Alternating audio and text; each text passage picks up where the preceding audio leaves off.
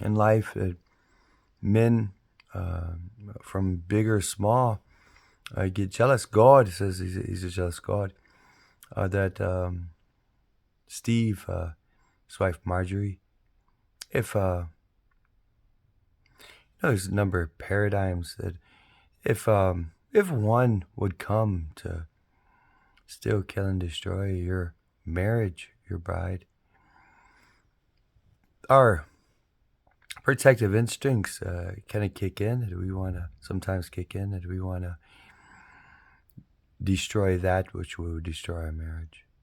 But there's often times that even the best of us are blind, that we see God or the Holy Spirit, a man of God, an angel.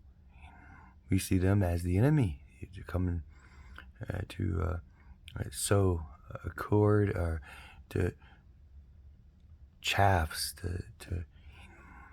to destroy our marriage, to take our bride, to hurt her or us, come destroy. But true love, that if you love your bride, that she should be free to love others.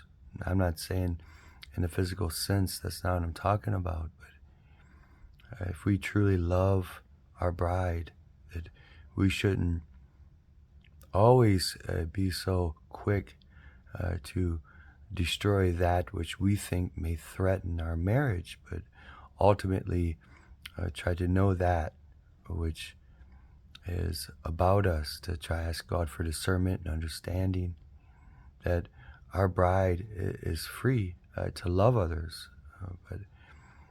but indeed that hopefully that God will give us an eye to be able to defend and go after that which comes to still kill and destroy our bride and our marriage.